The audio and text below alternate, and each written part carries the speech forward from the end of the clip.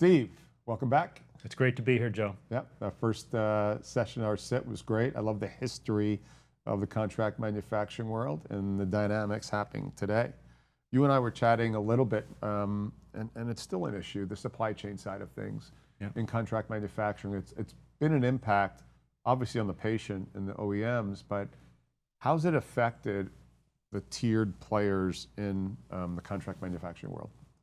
Yeah, that's been the biggest disruptor over the last few years. If you can't get PTFE liners, FEP heat shrink, you can't build a catheter.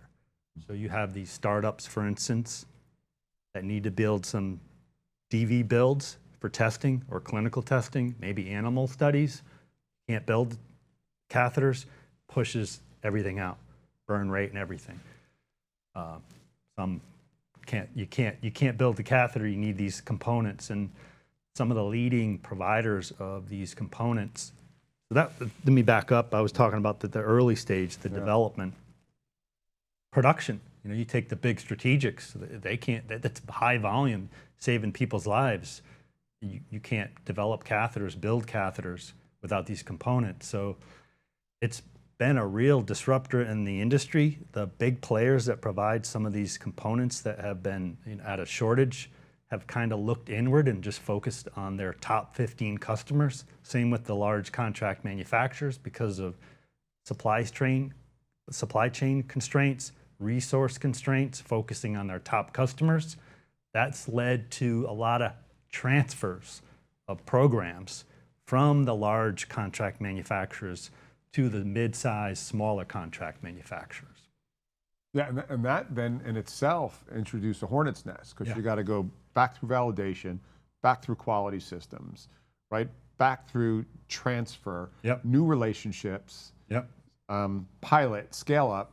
So this is not a, I'll drop it off on Friday, can we get up running on Monday situation. You know, I've got a fantastic client in the structural heart space, and they're cleared in Europe, clinicals in the US, and part of their delivery system's got a PTFE, you know, sort of component to it. And they aren't a big one. They're building thousands instead of millions.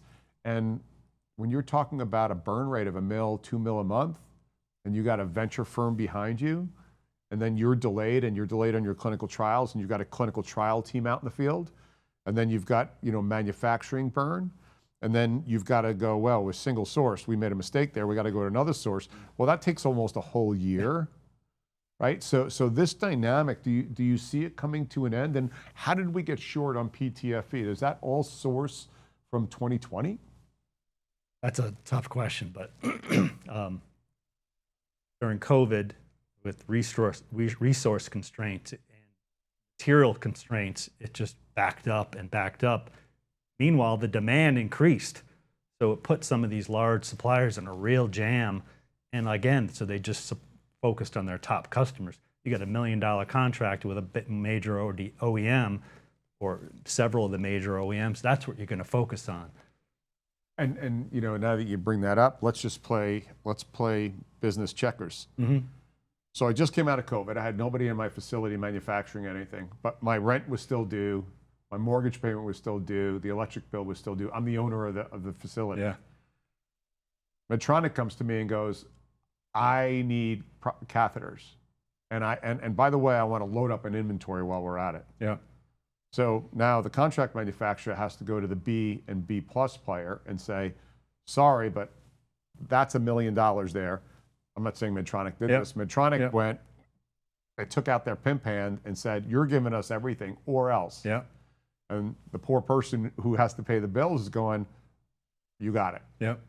And now that's got to get punched to somebody else. And then you got to pay a premium when you go to that other, because it's supply demand. Right now, suddenly these smaller tier players may have 3 or 4 people knocking at their door, and they can only handle maybe 1 or 2. And they're still beholden, you know, they can't get the component. So it has caused some of these mid-sized contract manufacturers to insource some of these technologies. So that's a big change too, where they would never play with fluoropolymers, FEP, PTFE before. It was in their wheelhouse. Suddenly now they have to bring that capability in-house. And that is talent, Yes. right? Equipment, Yes. square footage. Yep. So that then becomes pretty expensive, which is again brings us PE back into the game. Yeah. So PE now is saying we can't let that happen. We need to bring in Yep. a supplier there. And you and I were talking about some of the technologies now, the process technologies, especially on the welding side and the joining side. That seems to be, because of the construct of some of our catheters today, that's starting to become a core competency in itself. Yeah. The whole model has shifted. And I had David Rasek from Distal Solutions, now Resonetics, talk about how he started his organization from the get-go. And he talked about how the traditional model is buy an extrusion line, buy some braiders, buy a reflow oven, and make composite catheter shafts. The more modern delivery system, structural heart, electrophysiology, neurovascular, the backbone is now a laser cut hypotube with some laser welded metal components. So it's changed the whole dynamics of the delivery system and the manufacturing process. And this comes back to our previous conversation.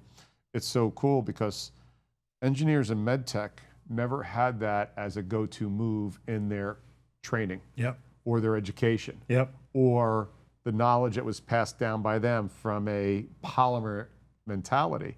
So innovation sounds like it's coming from the outside in now. Yeah.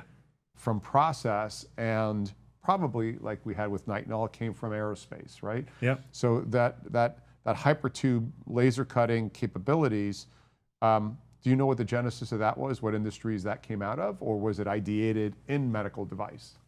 No, I think aerospace was one of the major, industries that it was used in, nitinol and some of those other specialty, lightweight, high performance materials. Yeah. And somebody looked at that and said, and I'm going to bet you it was Joey Viniavito on the machine shop floor who were just playing around with that one day, and some startup person in medtech who loves spending time, on the machine shop floor rather than the meeting and watching a PowerPoint presentation, started monkeying around with that and said, wait a minute, I got something here. Yep. And that brings me to a another conversation. Years ago, when you were in contract manufacturing and you were an engineer, you weren't quite viewed as an elite engineer. I'm just tell you as a headhunter. Right? Yeah. You were like, okay, good to hear.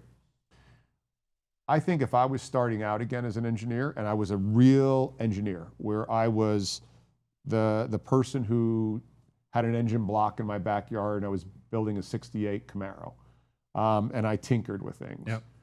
Going to a mid-cap or a large strategic, you're not going to do any engineering. All right. Going to a contract manufacturer who's got a sophisticated process, or to a PE firm that has a dozen properties in it, go play there. Yep. Because you're still gonna, the good venture or the good PE companies pay better than the strategics. More hands-on engineering. If you do a good job in one of them and it transacts, you might not be quote unquote in the money, but you'll be on the winning team. And then you'll be like, you know what, I want to go do this. And they'll move you to another play. Yeah. And then once you get to a certain level, you get included in what's called profit interest. Once that company transacts, you will then get a piece of that action. And I will tell you from my experience, it's usually better than a venture-backed company, unless you're the founder of the venture-backed company and haven't been washed out yet. And rarely will a PE firm cut its budget because it's venture money, running out of money, having to live on oxygen. PE generally will, of course, budget their money well, but you rarely have the cash squeeze on the engineering side of the fence. Yeah. And it's all a build. Yeah. So curious if you see that as well. Yeah, you talked about elite engineers. Mainly all the elite engineers on the contract manufacturers are formerly from the OEMs. That's where they cut their teeth, right? All the really good engineers, process people were, 15 years ago at the OEMs. They're all at the contract manufacturers now, all the elite people. So in a way, they're training, teaching the OEMs how to design catheters in some way, at least designed for manufacturability. Yeah. Yeah, so they've brought that knowledge out of, so Gore just had a big, huge reduction, right? And some of the process capabilities from those Gore engineers were some best in class, right? And you and I can go back to the old BART EP days. And so when those people were jettisoned, especially up in Boston, right, where there was a lot of contract manufacturing up there, they all scattered and opened up their own shops. I remember back when I started recruiting medtech in '90, that when you start to have a couple downsizing there or they early retired, they opened up a very unique shop down the street, took all that tribal knowledge and started building those catheters or components for other startup companies. And then those birthed another technology and a transaction. Specifically, you said Bard, that was Billerica, right? That's right. That's where Mark Saab came from. That's where he cut his teeth. I don't know if you know who Mark Saab is. Okay. He was a balloon guy. He did his thesis, I think, at UMass Lowell on PET balloons. And Bard said, you could take that with you. We don't care. He started Advanced Polymers. And the rest is history. He sold to Nordson, and he's a philanthropy now.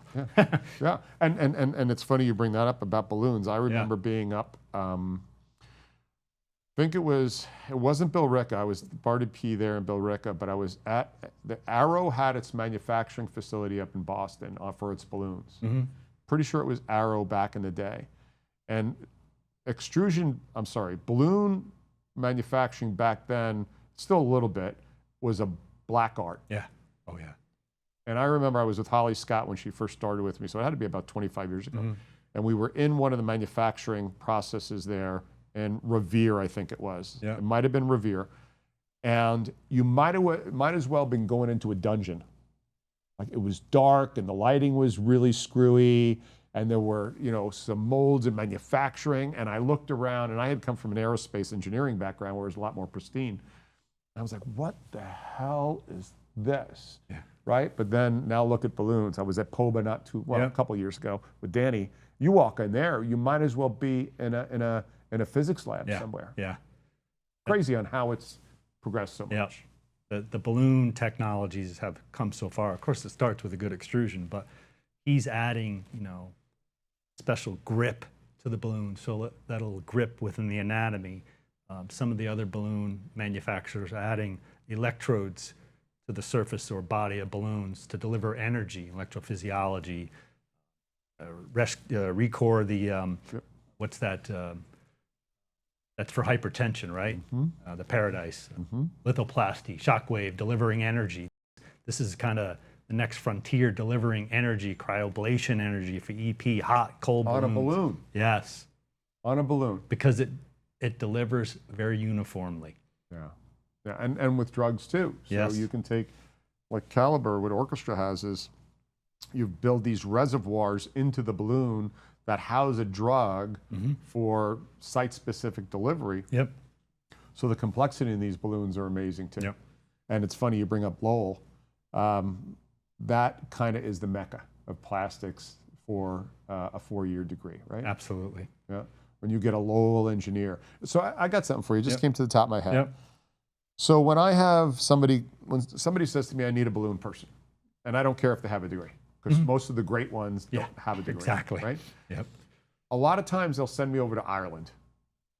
They said some of the best balloon people come out of Ireland. Why is that? Do you have any background on that? Yeah, I mean, I know a very good dear friend of mine, Colin Sutherland, he's an Irishman, came out of Bard there, so there's a lot of development. Bard big into balloons. Hoop Medical, Teddy Mudge, and those folks. There's Boston Sci's been there, so there's a lot of medical in Ireland already. And with that, there's a balloon on the distal end of the delivery system. That makes sense, right? So I think there's as much manufacturing happen for the big strategics in Ireland as anywhere else in the world. Exactly. And so they're leaving, they're retiring, or saying, I can do this better. And then they open up a shop. And then once they have a unique process, everybody runs to them, and then they can expand. What are you going to be keeping your eyes on in contract manufacturing the next couple of years? Let's think about it. Is PE getting too strong in that world, private equity? Is a specialization the way to go, or do you see the PE aggregating all these specializations to a contract manufacturing mall? What are you thinking about there? think if you look back, starting with the therapies, we talked about structural heart, neurovascular, EP, kind of starts there. What do you need to be able to participate in those high growth markets? You need the integration, a lot of different capabilities. In particular, you need to be able to be really good with plastics, extrusion, reflow, molding, but you also have to have integrated metals capabilities, laser processing, laser welding of metals, because that will be the backbone of these delivery systems. So it's shifted from 100% plastic to a bigger blend of metal, plastic, maybe even metal being the pacing item over the next few years. Absolutely. I was talking to the technical director at one of the leading contract manufacturers that's big in the neurovascular space, and they're developing a new neuro aspiration catheter, I believe it is, with the OEM. It's all metals based. And so do you ever forecast a day that some of these bigger contract manufacturers or the PE firms that own them will have their own quote unquote process skunk works?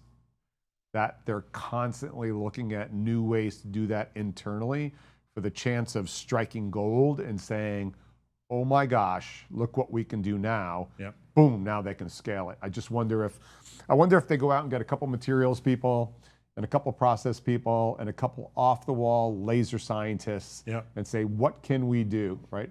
That's their skunk works. That is the skunk works. And to take it the next level, to test it, traditionally we're using fixtures and things to track a delivery system through a fixture. What's happening now, kind of the next level for contract manufacturers, is to have a biosimulation lab in-house so they can test devices with cadavers. Wow. Yeah. Wow. Like look at Switchback Medical. That's an example of somebody. Resolution Medical, I believe, too. In-house biosim with all the visualization, fluoroscopy, everything in-house to test that device. Wow. In the real world. Yeah. Wow. Instead of a fixture. Wow. Wow, and it's funny, just last week we had a whole simulation session go on here with some of the best simulation companies in the world. One was out of Italy, one is out of Australia, the other one is out of the UK.